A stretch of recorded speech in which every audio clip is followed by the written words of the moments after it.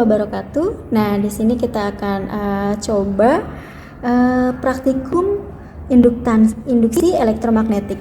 Oke, nah jadi di sini ada alat yang namanya adalah galvanometer. Nah, bentukannya adalah seperti ini. Nanti ketika di sini magnetnya kita masukkan ke dalam kumparan, nanti jarum galvanometernya ini akan menyimpang di sini. Nah, lihat ya, tuh. Nah, seperti ini kira-kira.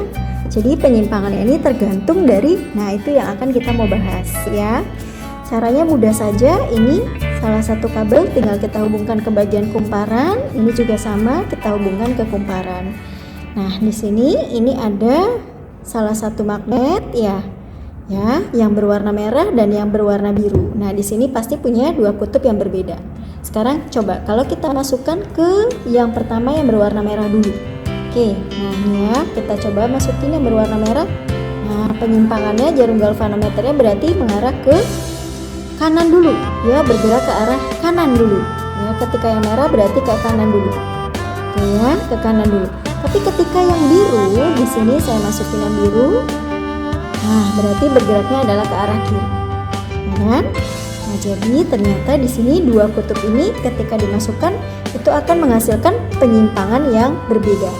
Oke, nah sekarang kita akan gerakan lambat. Ketika saya bergerak lambat di sini, nah ketika saya bergerak lambat, ternyata maksimal yang terukur di sini adalah sebesar 100 volt ya. Nah, sekitar 100 volt. Coba kalau kita cek. Ya, sekarang kita lambatkan.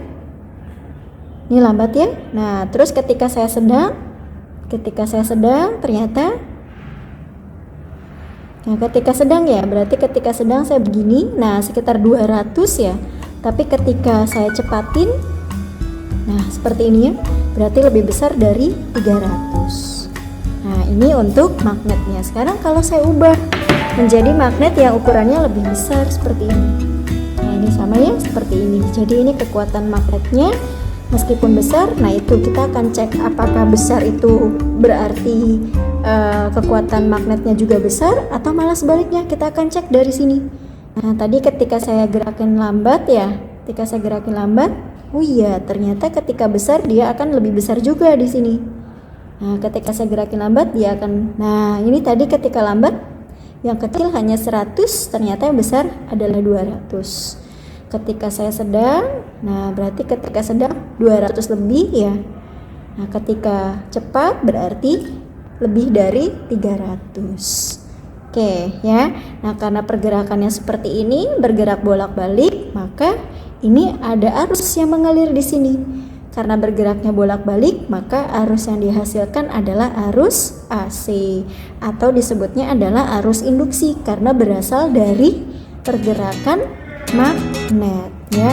Jadi kenapa arus bisa muncul? Itu karena ada perubahan flux magnetik sehingga dihasilkannya arus induksi. Arus induksi berupa arus bolak-balik. Oke ya, jadi ini adalah salah satu penemuan dari Michael Faraday. Mungkin cukup sampai sini dulu penjelasan tentang induksi elektromagnetik. Semoga bermanfaat. Saya akhiri. Wassalamualaikum warahmatullahi wabarakatuh.